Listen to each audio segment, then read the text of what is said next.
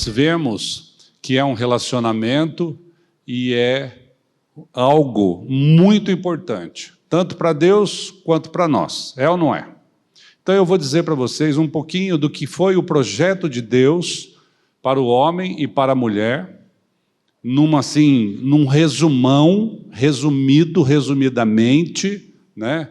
Nós vamos ver que Deus fez um projeto perfeito. E começando lá em Gênesis, vamos abrir, eu pedi para o André projetar aqui hoje, em rebeldia ao que o pessoal tem pedido aí para abrir as Bíblias, eu pedi para o André projetar aqui para nós. Então nós vamos ver aqui, a partir, como foi essa história, né? Gênesis, a partir do capítulo 1, 26, Gênesis 1, 26, começou ali a história. Diz assim a palavra de Deus: também disse Deus, façamos o homem à nossa imagem, conforme a nossa semelhança. Deus criou o homem, fez o homem conforme a sua imagem e semelhança. Eu quero abrir um parênteses aqui para dizer para vocês que essa imagem e semelhança não é apenas uma imagem física, porque Deus é espírito. É a imagem espiritual de Deus, a semelhança espiritual de Deus. Aí, quando vamos lá para o verso 18, né, do capítulo 2. Já feito toda a criação, terminada a criação, Deus olhou para o homem sozinho, o homem que já tinha visto que todos os animais tinham seus parceiros e parceiras, estava todo mundo juntinho ali. Deus deve ter olhado para o homem assim, puxa vida, está faltando alguma coisa aqui. Aí no verso 18 ele diz assim: disse mais o Senhor Deus, não é bom que o homem esteja só, far-lhe-ei uma auxiliadora que lhe seja idônea. Olha só. Gente, nós estamos falando de algo que aconteceu no capítulo 1 e 2 de Gênesis, sem nos esquecermos que a queda, o pecado entrou a partir do capítulo 3. Então, nós estamos falando de antes do pecado, antes da queda. Então, o Senhor Deus, no verso 21, então o Senhor Deus fez cair pesado sono sobre o homem e este adormeceu. Tomou uma das suas costelas e fechou o lugar com carne. E a costela que o Senhor Deus tomara do homem, transformou-a numa mulher. Ok, ali então Deus já tinha a matéria-prima para o casamento. Tinha o homem e tinha a mulher. Aí no verso 24, né, ele traz essa mulher e apresenta ao homem. Por isso, no 24 diz assim: por isso, deixa o homem pai e mãe e se une à sua mulher, tornando-se os dois uma só carne.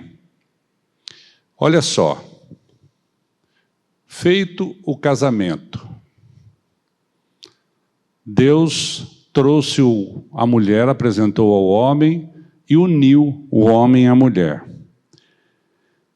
E ali ele deu uma ordem: por isso deixará o homem seu pai e sua mãe, unir-se-á a sua esposa, a sua mulher, e tornar-se-ão uma só carne. Algum problema até aí? Algo de ruim aconteceu até aí? Não. O que aconteceu de ruim com a criação? No verso 3, no capítulo 3, veio a queda, veio a desobediência, não vou entrar nesse assunto, veio a desobediência, entrou o pecado no mundo. E juntamente com o pecado, vieram as tensões relacionais, vieram as disputas e os conflitos, vieram aqueles comportamentos egoístas, comportamentos idólatras, comportamentos de soberba, de orgulho. Então aí as tensões começaram a ficar presentes nesse relacionamento. Bom, O que acontece depois da queda? Todo homem nasce pecador com esse comportamento, com essa natureza perversa. Para que esse casamento, que hoje, após a queda, é um casamento, é um relacionamento difícil, com muitas tensões, com muitas dificuldades, com muitas tribulações, o que é preciso acontecer para que esse casamento torne-se mais ou menos parecido com aquele casamento lá da criação? Alguém se arrisca?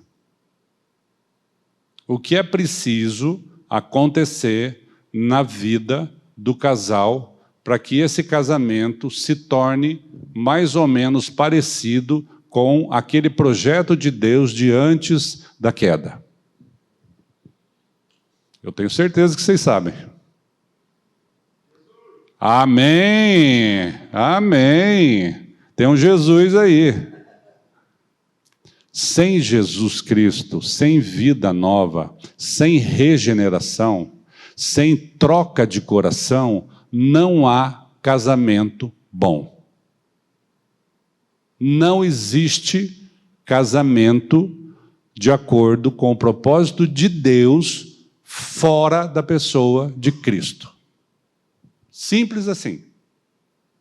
Então, o que é preciso acontecer para que nós tenhamos um casamento conforme a criação, conforme o propósito de Deus, para que esses dois que Deus colocou um diante do outro tornem-se uma só carne?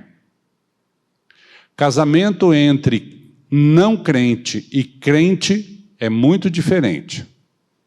Casamento entre pessoas que não creem é muito diferente de casamento de pessoas que creem na obra de Cristo. Nós vamos ver um pouquinho disso aqui adiante. Então, para tanto, o alicerce espiritual dos nossos casamentos se encontra num fato de que a obra de Cristo foi suficiente e foi eficiente para a nossa regeneração. Nós vamos ver em Filipenses 4:19 que esse casamento, de acordo com o propósito de Deus, mesmo depois da queda, ele é sustentado pela obra de Cristo e é sustentado pela palavra de Deus. O que diz o texto lá? E o meu Deus, segundo a sua riqueza em glória, há de suprir em Cristo Jesus cada uma das vossas necessidades. Gente, isso é um pequeno aperitivo da palavra para a gente entender, compreender e colocar no nosso coração que todas as nossas dificuldades relacionais devem ser sustentadas, baseadas e buscadas suas soluções em Cristo Jesus. Não há casamento em que um busque no outro as soluções dos seus problemas. Quando eu busco na minha esposa a solução das minhas angústias, das minhas inseguranças, das minhas dificuldades, eu vou encontrar uma pessoa com os mesmos problemas meus, e por isso ela não vai poder me ajudar.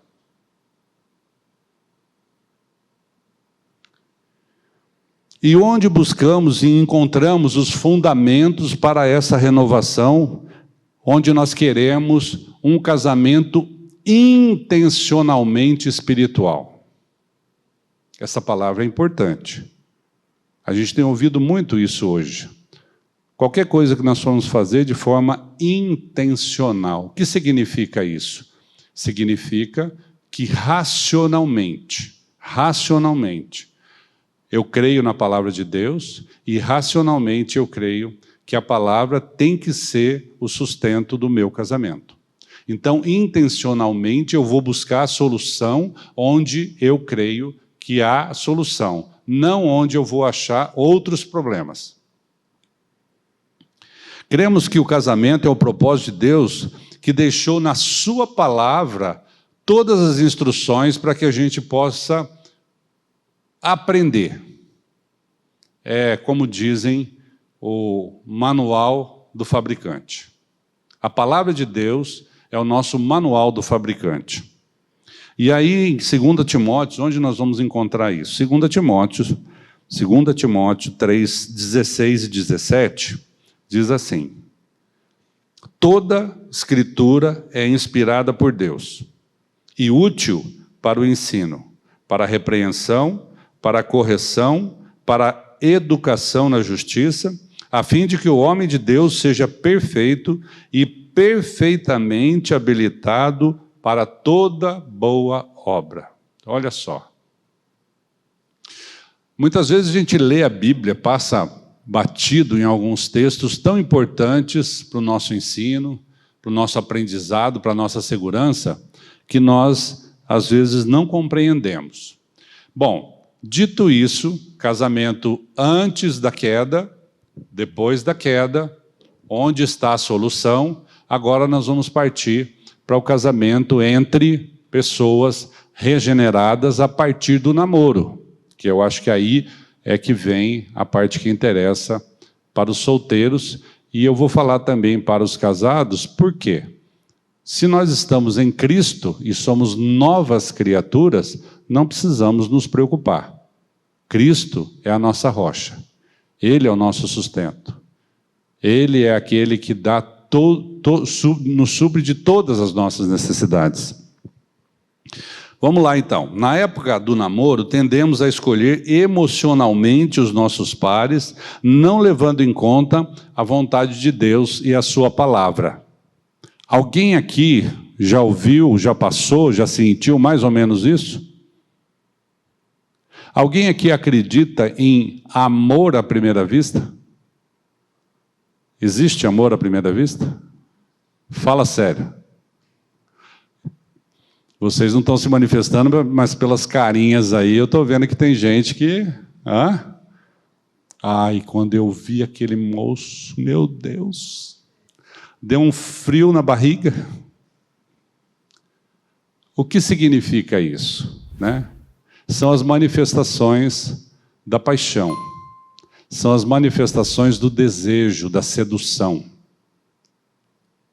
Nós vamos aprender que o amor verdadeiro, o amor concreto, ele vem de Deus. É o amor incondicional de Deus. Mas existem paixões, existem atrações, existem desejos. Como que nós lidamos com isso, né? Então, o alvo do namoro deve ser, primeira dica, hein? Dica de ouro. Anota aí, Jubiga. O namoro deve ter sempre um alvo. O namoro tem que ter um alvo, que é sempre o casamento. Às vezes, eu e a minha esposa, nós trabalhamos com casais, com noivos, com casais, grupo de casais, aconselhamentos, a gente ouve muito os jovens querendo namorar sem nenhuma intenção, nenhuma condição, nenhum desejo de casar. Para que serve isso? Se não dá vazão aos desejos da carne. Então, vai namorar? Quer namorar? Está em condição? Tem idade? Tem experiência? Tem maturidade? Tem dinheiro? Se o Barba estivesse aqui, ia dar um amém. Tem condição? Então é para casamento. Se não casar, é outra história. Mas a intenção do coração deve ser essa. Por quê? Existem muitos problemas de casamentos que não têm a intenção de casamento, de muitos namoros que não têm a intenção de casamento. Há muitos problemas, muitas dificuldades e muitas consequências. Então fiquem atentos, porque as paixões, por isso que eu perguntei do amor à primeira vista, as paixões mascaram muito essas intenções. Nós temos 3 filhos homens, e eu e minha esposa, que hoje, graças a Deus, estão casados, nós estamos cheios de netos, mas na época do namoro, a gente cansou de ouvir, ai, mas eu amo ela, com 15 anos. Eu não consigo viver sem ela. Gente, o que é isso? Isso é uma paixão avassaladora. Eu acreditava que realmente ele estava sentindo aquilo, mas eu sabia o que era. Ele não sabia. Por quê? Estava apaixonado. A paixão mascara as intenções. Então fiquem atentos para pedir a Deus a distinção, o discernimento de saber exatamente o que você está sentindo. Então, alguns sinais de perigo podem se apresentar quando o namoro acontece sem que você saiba exatamente qual é a intenção, para onde vai esse namoro. Então, alguns sinais de perigos. O primeiro sinal que eu reputo mais importante é quando o namoro é entre um crente e um não crente. É o chamado jugo desigual que a palavra nos ensina. Qual que é o maior problema do jugo desigual? Estava conversando com a minha esposa agora há pouco. O problema é a paternidade. Se um crê, é filho de Deus, da verdade, e o outro não crê, é filho de Satanás e da mentira. Como diz o pastor Glênio, o problema é o sogro. Então é simples. A primeira coisa que se deve ficar atento é que seja uma pessoa regenerada, uma pessoa nascida de novo, uma pessoa cristã, uma pessoa que reconhece Jesus Cristo como Senhor e Salvador da vida dela. Esse é o primeiro ponto, para que não haja julgo desigual. Para que depois do casamento, queira-se dar um jeitinho, queira-se passar por cima da palavra, por cima da verdade de Deus e querer viver um casamento longe de Deus. Porque é isso que muitas vezes acontece. Quando a gente está em pecado, a gente fica longe de Deus. Não que Deus fica longe de nós, mas a gente tem vergonha. Porque como nós conhecemos a palavra e sabemos do caráter do nosso Deus, a gente se arrepende, mas não tem o que fazer, porque já está casado. Ou casada. Então, esse é o ponto mais importante. Depois, eu quero dizer para vocês, inclusive hoje, a hora que o Dimitri leu aqui o texto de Mateus 7, então, o que o texto de Mateus 7 diz? Que aquele que ouve a palavra e a pratica, né, é considerado prudente. Mas aquele que não ouve e não atenta para a palavra e não a pratica, é considerado tolo. Então, nesse caso do jugo desigual, aquele que conhece a palavra, aquele que ouve e leva em consideração a palavra de Deus em obediência, é prudente. Mas o que não leva em consideração é tolo. A decisão de se casar, primeiro, a decisão de se casar é tomada de maneira muito apressada. Isso é um problema.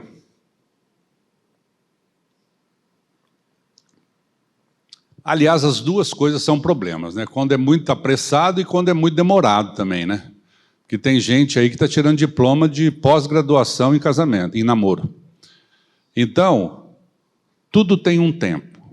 Tem o tempo de namoro, que é um tempo saudável, o tempo para que o casal se conheça, o tempo para que eles tenham algum envolvimento no sentido de conhecer as famílias extensas, né? Pai, mãe, irmãos, cunhados, tal, e ver se o Senhor abençoa e alinha esse casal para que eles se encaminhem ao casamento de forma tranquila, de forma harmoniosa. Então, o que significa essa questão da decisão apressada?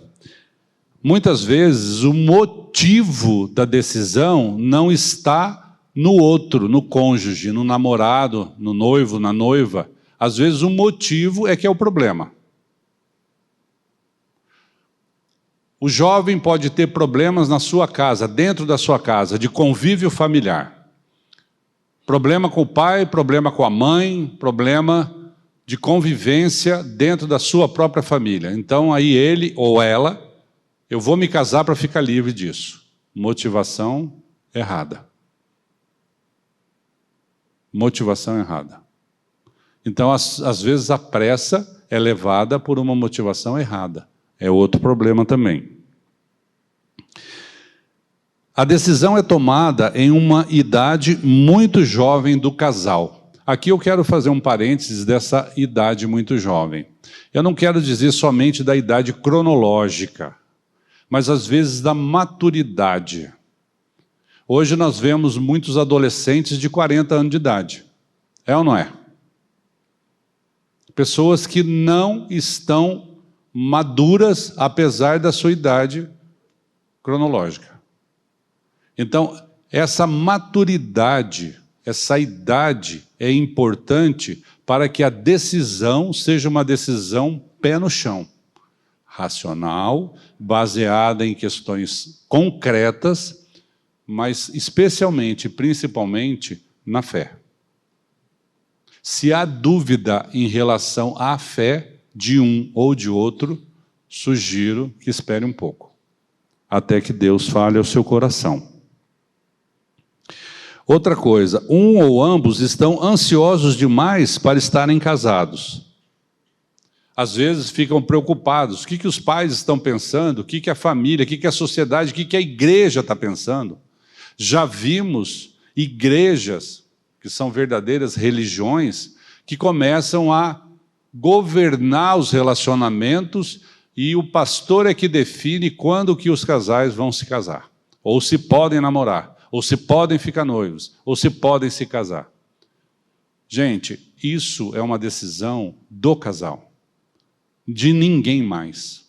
Não é pai que escolhe namorado e namorada, não é mãe que escolhe namorado e namorada, não é pai e mãe que diz quando vai casar, quando não vai casar. Apesar de que na prática, a gente ouve muita reclamação dos jovens que fala assim, gente, a gente começa a namorar, quando vocês vão casar? Aí casa, quando vocês vão ter filho? Tem um filho, quando vai ter um outro? Nunca para a cobrança. Não leve em conta isso. Não leve em conta. Fique diante de Deus, faça no tempo de Deus, de acordo com a vontade de Deus. E quem decide é o casal, né? Ninguém mais. Outra coisa importante, quando um ou ambos estão escolhendo o namorado ou a namorada para agradar outra pessoa. Vocês já viram isso? Ah, eu não gosto muito, mas a minha mãe gosta. Quem que tem que gostar nessa história? Né? Eu não gosto muito, mas ele é rico. Ó! Gente, para Deus não tem rico, não tem pobre. Deus é o dono de toda a riqueza do mundo. De toda a riqueza. A prosperidade financeira, com a bênção de Deus, você pode casar sem nenhuma colher, que Deus vai fazer o casamento prosperar, inclusive na área financeira. Não se preocupe em casar com pessoa rica, porque o rico também perde tudo. O rico vai à falência. O rico quebra. E aí? Você está casado, a pessoa quebrou. Então não adianta nada. É Deus que sabe todas as coisas. Não leve em conta isso. Outra coisa importante, a base da experiência é muito limitada. Muito tempo de namoro não significa necessariamente que o casal se conheça. Aqui eu me lembro de um casal que nós conhecemos, que eles namoravam à distância. Quanto tempo faz de namoro? 10 anos. Mas se somar os dias que passaram juntos, não dá um mês. Porque o casal está longe. Um está aqui e outro está em Manaus. Se vê uma vez por ano, passa uma semana juntos. E aí? Como que vão se conhecer? Como que vão ter intimidade? E aqui eu não falo de intimidade física. Eu falo da intimidade lá daquela que Deus quis que nós tivéssemos. De tornar-se uma só carne. Intimidade espiritual. Para ver se o relacionamento vai funcionar. Tem algumas coisas que são negociáveis no relacionamento. Tem outras que não. Às vezes, para um casal, funciona bem de um jeito, mas para outro não. Então, não tenha como modelo o casamento do seu amigo, da sua amiga. Tenha como modelo aquilo que você está sentindo no teu coração. Esse é o modelo que Deus colocou para nós. O casal tem expectativas fantasiosas. A maior fantasia que vemos nos casais que estão passando por problemas é a de achar que um pode mudar o outro com o casamento. E aqui eu me lembro de uma experiência que eu tive de um casal que eu estava aconselhando, e o rapaz jogava bola 3 vezes por semana, e a moça não gostava disso. E estavam indo para o casamento, data marcada, casamento chegando, e ela não tolerava que ele jogasse futebol 3 vezes por semana. Aí eu perguntei a ela, escuta, mas como que vai ser isso? Você não gosta, isso vai ser motivo de briga constante. Não, depois do casamento eu mudo ele. Que poder, hein? Quem que muda quem? Você que está aí sentado, sentada, você acha que você pode mudar a pessoa que está do teu lado? Não se engane. A única pessoa que muda é o Senhor Jesus. Ele muda a nossa vida. Não é você que muda a pessoa.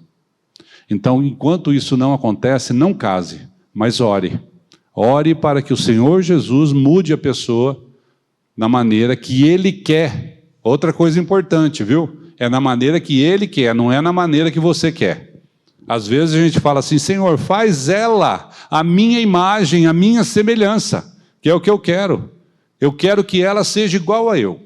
Eu quero que ela vá me assistir no campo de futebol 3 vezes por semana. Eu quero que ela lave a minha roupa do futebol, a minha chuteira.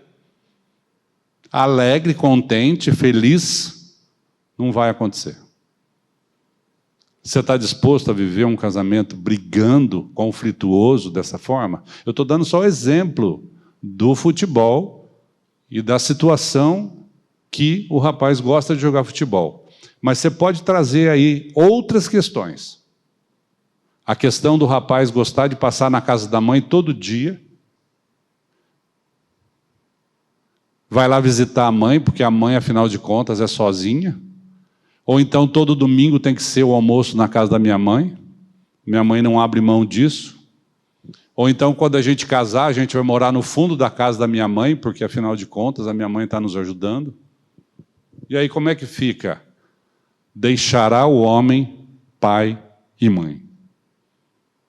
Não deixa. Vai dar certo.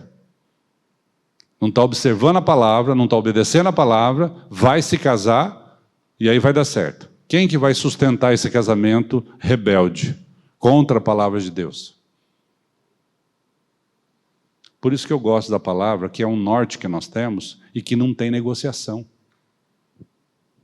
É segurança para nós, gente. É como a faixa de segurança da estrada. A faixa não muda conforme você quer manobrar o carro. Ela não muda. Você tem que andar na faixa. Por último, um ou ambos podem ter personalidade sem tratamento ou problemas de comportamento. O que significa isso? Se existem traços de personalidades questionáveis na outra pessoa, como ciúme excessivo. Erga a mão aí quem é ciumento. Não precisa não. Ciúme excessivo. Dá para conviver? Tem gente que fala que uma dose de ciúmes, pequenininha, tal, né? É até bom. Eu digo para vocês, não é bom, nem pouco. Porque isso afeta o casamento de uma forma que gera muita desconfiança. Mau humor constante. Eu conheço um casal aqui que o marido, ele ri o dia inteiro na empresa, para os amigos e tal, quando chega em casa, parece um... Porque ele manipula a mulher com a cara feia. Mau humor. Assim a mulher não fala nada, não cobra nada, não manda ele fazer nada, não pede ajuda e tal, porque ele está de cara feia. Ó que legal, hein? Quanto ganho ele tem? Aliás, vocês precisam aprender a avaliar esse tipo de coisa. O comportamento é muito legal para avaliar o ganho e a perda. Pensa assim, o que será que ele ou ela está ganhando com esse comportamento? Você já vai descobrir. Você já vai descobrir. Porque quando existe algum problema, existe algum mau humor, alguma cara feia, o que nós devemos fazer? O que nós devemos fazer? Fazer cara feia também? Virar as costas? Não falar nada? Ou nós devemos tratar o assunto? Sentar e falar, vamos resolver? Porque a Bíblia nos ensina que não se põe o sol sobre a vossa ira. Está irado? Ah, então vamos sentar e vamos conversar. Homem não gosta muito de DR, não, mas vai ser o jeito. Não tem outra maneira. Existem casamentos que o casal passa uma semana ou mais sem se conversar. É saudável isso? É assim que Deus criou? É assim que Deus fez? Então a gente levar o casamento de acordo com a nossa vontade está muito errado. Muito errado. Concluindo, então, anota aí. Desenvolva uma clara imagem mental do seu cônjuge ideal. Estou falando isso aqui para o solteiro, viu? Porque quem já casou, já foi. Já acabou, passou, perdeu a chance. Né? Mas beleza, dá para mudar, dá para melhorar. Cônjuge ideal, o que vocês querem? Eu quero um homem de Deus. Olha, que legal, a intenção é muito boa. Tinha uma moça aqui, há muitos anos atrás, aqui na nossa comunidade, que ela orava, ela não faltava nenhum culto, reunião de oração, ela orava, ela queria um namorado, queria um marido, que fosse regenerado, que fosse um homem de Deus, e papapá. Um dia, ela conheceu um rapaz, fora. Não era regenerado, não era cristão, não era nada. Ela pregou para ele. Ele gostou da palavra, veio para a igreja, nasceu de novo. Ele nasceu de novo, ela casou com ele. Eles sumiram da igreja. Nunca mais apareceram. Ela só queria nascer de novo. Só isso. Depois do casamento, acabou. Vocês acham que isso dá certo? A palavra de Deus é prática. Quem ouve as minhas palavras e as pratica. É isso que diz a palavra de Deus. Ah, eu quero um homem regenerado, mas regenerou, acabou, foi embora. Aquilo não é de Deus, aquilo não subsiste. É um comportamento errado. Encontre uma pessoa para amar que seja bem parecida com você. Olha só, não é semelhante, não é imagem e tal, mas parecida em que sentido? Que goste mais ou menos das mesmas coisas, que goste mais ou menos de fazer as mesmas coisas, que combine o contrato do relacionamento. Eu, como advogado, eu sempre gosto de dizer que o casamento é um bom contrato.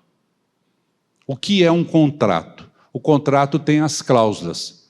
O que eu faço, o que é a minha obrigação, o que é a sua, o que eu gosto, o que eu não gosto, o que pode ser feito, o que não pode ser feito, e também tem as consequências. Então, o bom contrato significa o seguinte, olha, vamos combinar que nós não vamos morar no fundo da casa da sua mãe? É uma cláusula do contrato. Ah, não, eu não vou deixar minha mãe. Aí você resolve, pelo menos você decide se você vai topar isso aí ou não. Você vai aceitar? Ok. Sem problema, mas você está sabendo que o contrato diz que você vai morar no fundo da casa da sogra. Não venha reclamar depois. Tem um casal que vai casar um segundo casamento. Um dos dois vem com 2 filhos. O outro nunca casou. Aí, depois que casa, mas eu não quero mais, essas crianças não são meus filhos, porque não sei o quê, dá muito trabalho e tal. Você não foi enganado. Não foi enganada. Casou sabendo. Por isso que a intimidade é importante, a convivência é importante para saber tudo. Aí você vai decidir. Topo ou não topo? Quero ou não quero? A honestidade é muito importante no relacionamento. Não, por isso não pode haver mentira. Por isso nós temos que ter Jesus Cristo, que Ele é a verdade. Ele é a verdade, Ele não é a mentira. E conversar sobre todos os assuntos é muito importante. Não pode haver segredo no relacionamento. A partir do primeiro dia. Tem problema? Claro, quem não tem dificuldade, mas seja franco, seja sincera, diga. Eu sempre gosto de dizer o seguinte: você pode entregar o seu celular na mão do seu cônjuge? Liberado, né? Lógico, não é com senha. Liberado? Ele ou ela pode pegar o seu celular e ver tudo? As conversas, o que você tem visto? É possível? Ah, não, não pode. Então, trate isso. Trate isso. Veja que eu não estou dizendo aqui casa ou não casa, eu estou dizendo trata do assunto. Confesse, é pecado? Confesse pecado. Se arrependa dos comportamentos ruins. Seja o mais claro possível e honesto ou honesta com o seu namorado, com o seu noivo, com o seu marido ou mulher. Seja uma pessoa saudável antes de ser uma pessoa casada. Nós precisamos... veja, quando nós lemos lá em Gênesis, Deus criou o homem e viu que não era bom que ele estivesse só. Mas se também não tivesse mulher, aquele homem era capaz de viver sozinho com Deus. Então, antes de sermos casados, nós precisamos entender que o nosso cônjuge não é a nossa muleta. Não é aquela questão de, eu sem ele eu não vivo, sem ela eu não vivo. Não existe isso. Eu preciso ser uma pessoa inteira. Por isso que, quando você fala assim, um é a panela e o outro é a tampa, está errado. Ela é a metade da minha laranja, está errado. Você é uma laranja inteira e ela é uma laranja inteira. Porque vocês são indivíduos com vontades próprias, com maneiras próprias de viver. A única coisa que Deus faz é colocar os dois juntos e fazer com que esses dois se entendam. Por amor. Porque a base de todo relacionamento é o amor. O amor que perdoa, que suporta, o amor que crê em Deus. O amor que é derramado nos nossos corações, por Deus. Eu não tenho capacidade nenhuma de levar o meu casamento e nem a minha esposa. Mas Deus é capaz, porque Ele deu o seu Filho a morrer para que o nosso casamento seja um casamento baseado na vontade de Deus e na força da fé no Filho dele. Então nós precisamos entender que nós não temos essa força, mas buscar em Deus todas as nossas necessidades. Encontre um amor que você possa sentir bem no fundo do seu coração e expresse cuidadosamente. Falar o que sente, com respeito, com paixão, com educação. Transmitir o que está no seu coração. Domine a arte da intimidade. Não seja afoito. Não queira fazer sexo antes do casamento. Não queira passar os pés diante das mãos.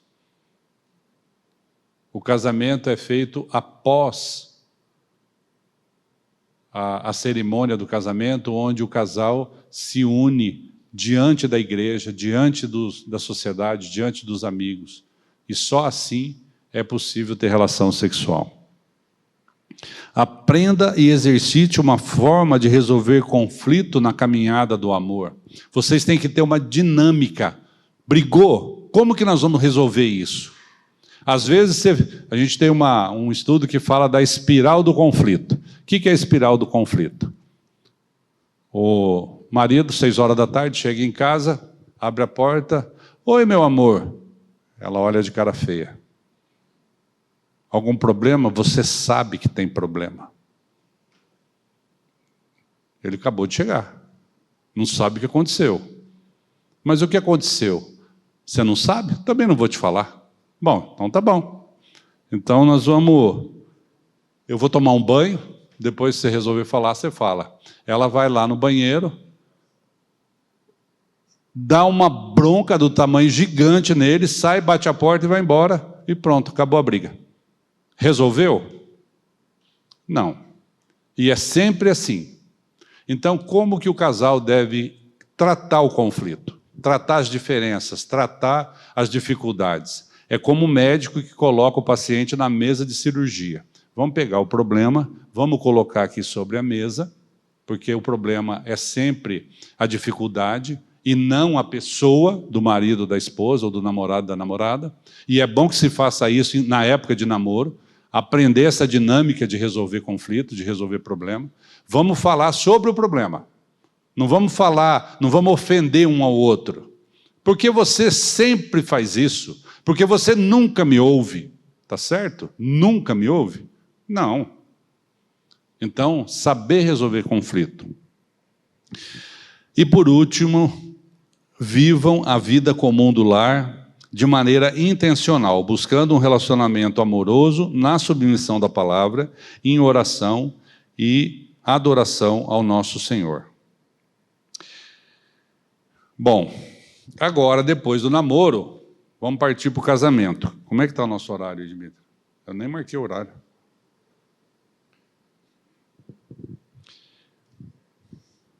E, por fim, nós vamos falar do casamento, sobre as expectativas do casamento. Aqui entra namorado e entra casado, tá? Por quê? O que devo esperar do casamento? Aqueles que se casaram recentemente, aqueles que estão há mais tempo casados, né? Vocês precisam se perguntar isso. O que eu espero do meu casamento? Onde nós queremos chegar com esse relacionamento? Quais serão os ganhos e as perdas de eu ficar casado? Minhas esperanças são grandes e tenho muitos sonhos. Como que eu vou chegar até lá?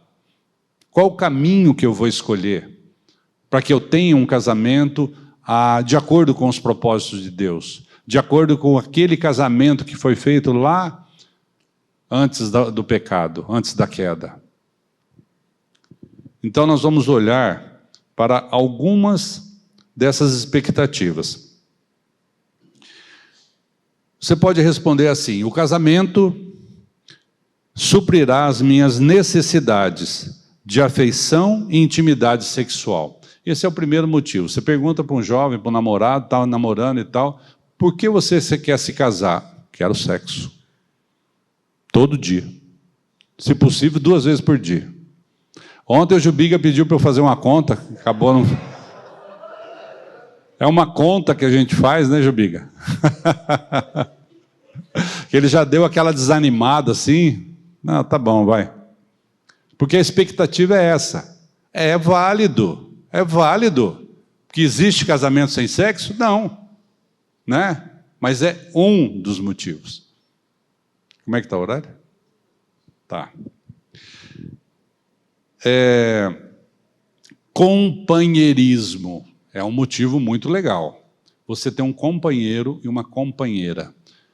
Se alguém não sabe, a palavra companheiro significa aquele que come pão junto, todos os dias. Toma um café, almoça, janta, junto. Tá? Conversando, trocando ideia, fortalecendo o relacionamento, a intimidade, se alegrando, chorando junto, que é isso que nós fazemos, andando juntos, uma só carne, o mesmo sentimento, né?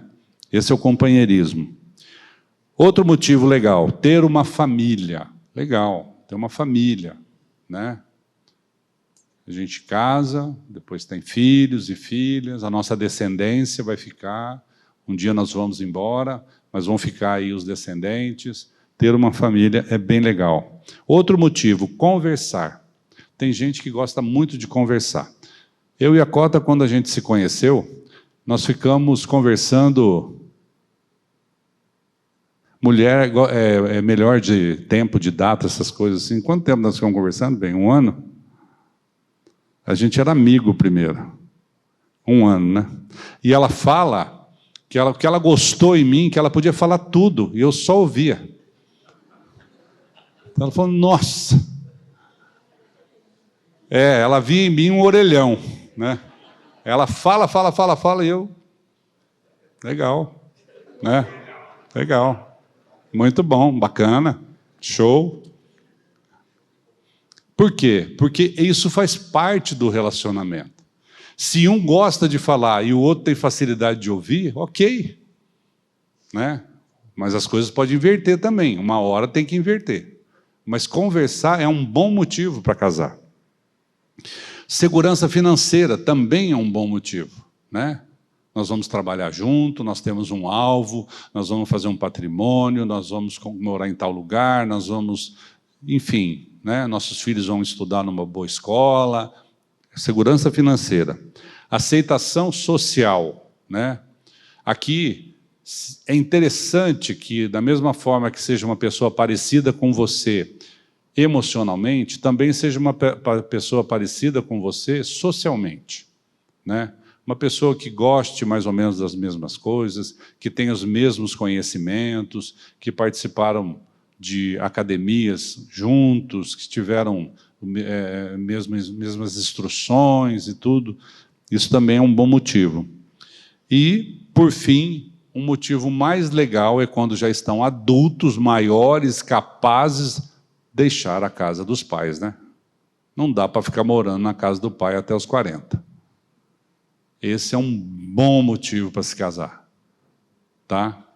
Então, gente, muitas dessas expectativas são até razoáveis e até despertadas por Deus.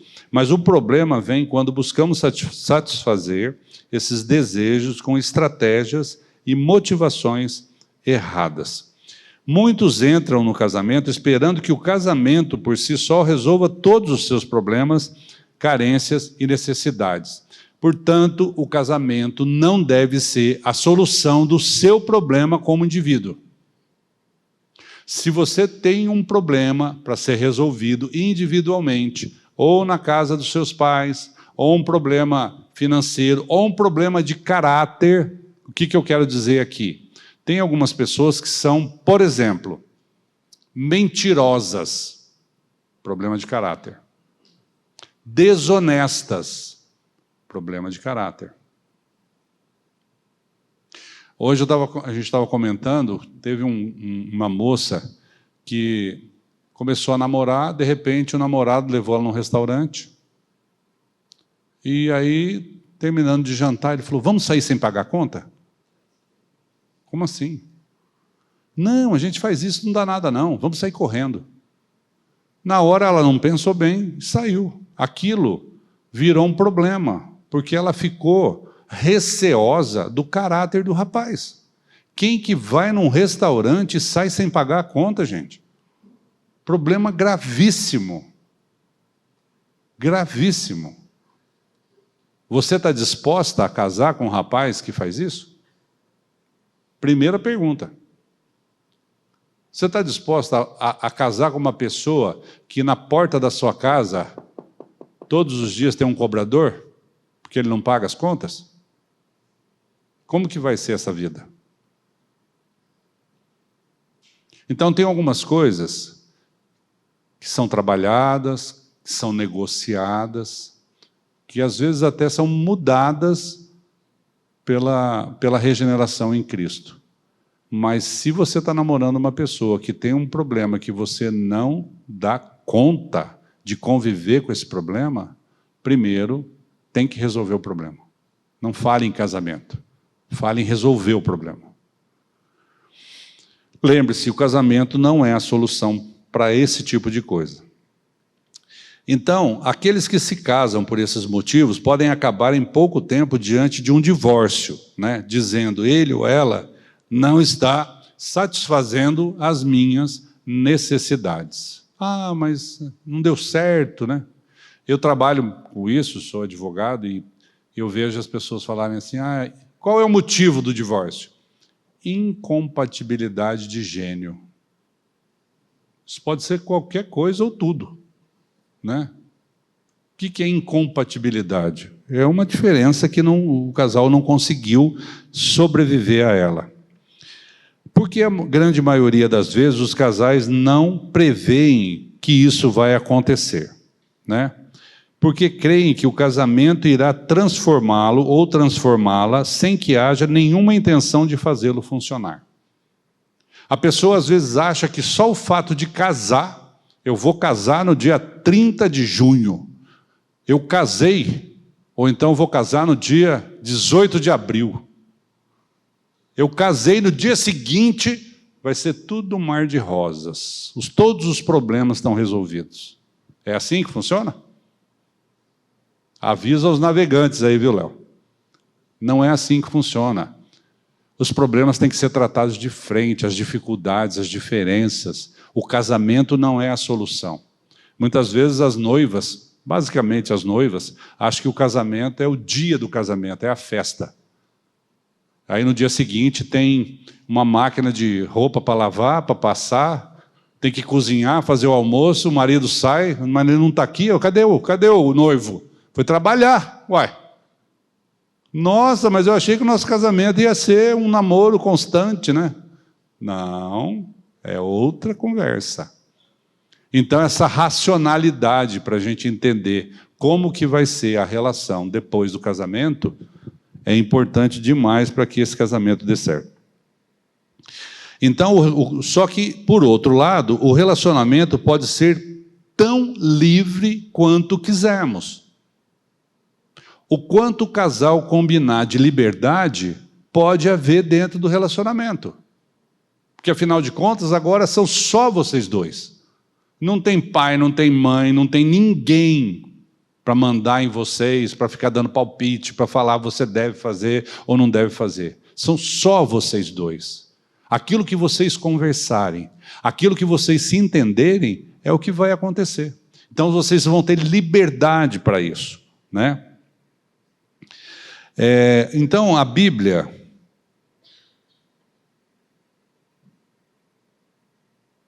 aqui nessa questão de liberdade, eu anotei aqui que às vezes a gente casa para ter liberdade, né? Mas não quer a liberdade do outro. A gente pensa que nós vamos casar, vamos sair da casa do pai, vamos viver junto com o marido e tal, só que agora eu vou fazer tudo o que eu quero, eu vou tomar as minhas decisões e não importa a vontade ou a decisão do outro. Então eu tenho liberdade, mas a minha esposa, minha namorada, minha esposa, que eu acabei de casar, né? Minha esposa não. Ou a esposa pensa, não, eu vou ter liberdade para não fazer nada dentro da minha casa, mas o meu marido não. Então, às vezes, a moça casa para não fazer nada, achando que o rapaz vai trabalhar jornada dupla. Então, isso tem que ser muito bem combinado. Não tem certo e errado, gente. Não existe certo e errado. O que existe é um bom contrato. Lembre-se disso. Combinou? Estão os dois de acordo? Ok. Hoje a gente até tem visto maridos que ficam em casa e esposas que saem para trabalhar. Está combinado. É um contrato. Talvez funcione. Eu não acredito, mas talvez funcione. Então a Bíblia mostra que as expectativas de Deus para o casamento são diferentes das nossas, tá? Puxando lá de Gênesis. Quando o Senhor disse, não é bom que o homem esteja só, far-lhe-ei uma auxiliadora que lhe seja idônea, ele quer mais do que apenas suprir uma necessidade de companhia do homem. Ele quer nos capacitar a suprir a necessidade do outro. Olha só que legal, você casa e você tem condição em Cristo de suprir a necessidade do seu cônjuge. De presença, de suporte financeiro, de suporte emocional, de suporte espiritual, sendo sacerdote, a esposa sendo auxiliadora idônea, no formato que Deus criou o casamento, em Cristo, tudo isso é possível. Em Mateus 7, 1 e 2 diz assim, não julgueis para que não sejais julgados, pois com o critério com que julgardes, sereis julgados, e com a medida com que tiverdes medido, vos medirão também.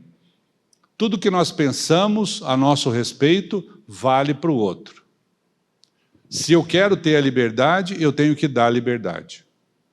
Se eu aceito um tipo de comportamento, eu aceito também que esse comportamento se estenda à minha esposa. Tudo que é um pode e outro não, não é bom. Por isso que o ciúme excessivo faz mal para o casamento. O casamento nos colocará sob o espírito do amor mútuo. A Bíblia nos ensina que quando um homem e uma mulher se unem em casamento, tornam-se um só. E cuidar do bem-estar do outro enquanto viverem é um compromisso diante de Deus. Por isso, a união é de espírito, alma e corpo. Então, aquele desejo lá atrás, aquela paixão, é fugaz, é passageira. Mas o casamento que Deus faz, ele é um casamento de uma só carne, corpo, alma e espírito. Então, é mais do que muitas vezes você tem aí nessa expectativa de casamento. E a maior expectativa do Senhor para os nossos casamentos é a intenção de que o casamento será a representação do relacionamento de Cristo e a igreja. Mesmo após o pecado, Cristo vindo em nosso socorro para nos salvar, Ele também vem em nosso socorro para nos ensinar um relacionamento de casal, um relacionamento de intimidade, de casamento, que é o mesmo relacionamento entre Cristo, que é o noivo, e a igreja, que é a sua noiva. Efésios 5, 30 a 32, diz assim: porque somos membros do seu corpo. Eis porque deixará o homem seu pai e a sua mãe, e se unirá à sua mulher, e se tornarão os dois uma só carne. Grande é este mistério, mas eu me refiro a Cristo e à igreja.